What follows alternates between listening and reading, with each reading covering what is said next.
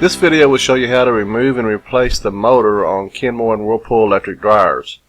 If you need help getting to where you can remove the dryer motor, you need to see my previous videos of how to remove and install the belt, and also how to remove and install the blower wheel. And safety first, always disconnect electrical power before surfacing any electrical appliance.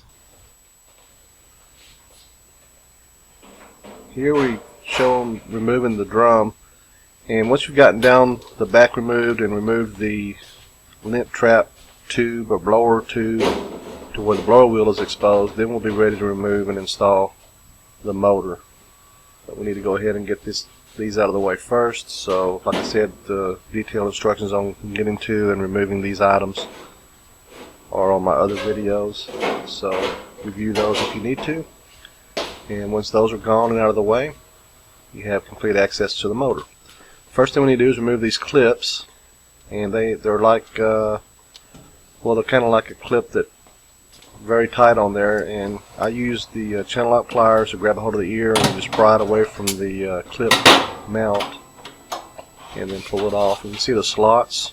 Those slots go on a mount, on the motor mount. So remove the back clip first, leave the front clip on because we need to go ahead and disengage the blower wheel from the motor before we go any further. That square nut looking thing on by the bulkhead there is the blower wheel, so I'm going to put some vice grips on it. I find that vice grips hold onto it better and don't slip nearly as easily as putting actual wrench on it, so put one real tight. And then I'm resting it against the post that holds the roller wheel, and that way it'll hold it in place while I turn the shaft to disengage it. And here's what it looks like on the blower, on the shaft that has the roller wheel on it. Just let it rest against that, and then I'm going to get on the very front of the shaft, and I'm going to use a crescent wrench, but you can use a regular wrench if you want to, and then go clockwise. This is from left hand thread, so you turn it clockwise to remove it, and just spin it. Once you get it loose, go ahead and spin it all the way. You'll have to go ahead and remove the vice grip here to let it go all the way through the bulkhead, so go ahead and get that out of the way. And now if you look closely down at the bulkhead behind the blue part there, you'll see it spin away from the motor, and that disengaged the blower wheel. So now that that's disengaged, you can go ahead and remove that front clip that holds the motor down on the motor base or mount.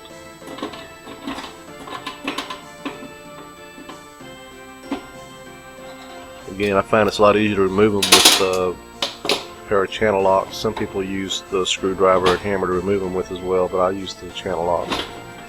Now I'll go ahead and turn the motor over. We can get to the wiring harness and just remove it.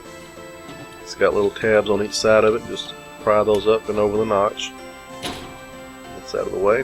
The motor will just lift right up and out. Now you're ready to install the new motor.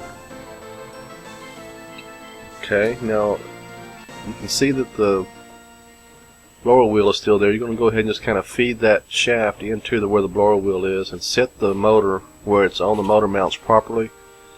Those grommets that are around the shaft area are notched, and it kind of snaps in place when it's in its correct position. I'm going to turn it back out of position so I can go ahead and install the wire harness, because it's too hard to get under there to install it once it's in place the other way. So I'll go ahead and do it while it's easy to get to. And it is keyed. It has a notch on it that only goes one way, so you won't be able to put it on backwards. Just go ahead and slide it back on. If yours didn't have a connector like this on it and just had individual wires, you can make sure you mark where each wire goes before you remove them, so that way you don't get some wires mixed up on where they go. Okay, now that the wire clip is in place, I'll go ahead and put the motor back in its place where it goes. And now the blower wheel is still loose on the back, but we're going to do it last. We'll go ahead and start installing these clips that hold the motor down on the motor mount or bracket. And I'll do the front one first. Just where that slot is, let me show you the slots up closer. You see the slot there and then the little curved tab?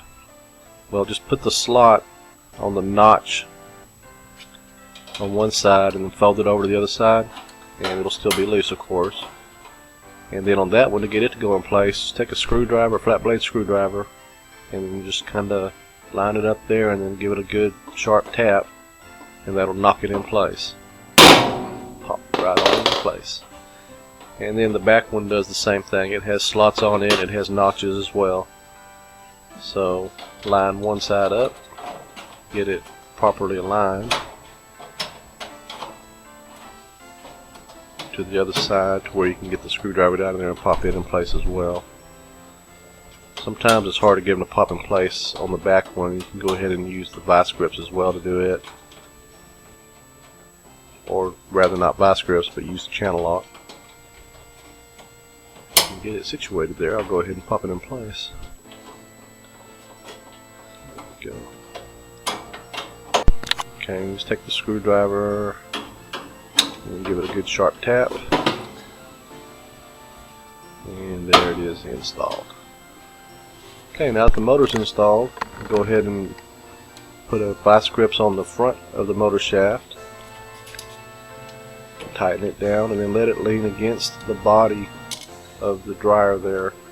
And on the back, the blower wheel, just make sure you got it where it's on the shaft and get it started. And to tighten it, you go counterclockwise. Again, it's left-hand threads. Spin it all the way on until it stops, and then go ahead and give it a pretty good tug on there and get it tight. That's all the tightening you need to do on it. And then go ahead and remove the vice grips, and then reinstall the blower tube housing, and reinstall all the other components that you took apart to get down to it, and that'll be done. So like I said, review my other videos if you need to for how to remove and replace the belt, and how to remove and replace the blower tube to get it completely done.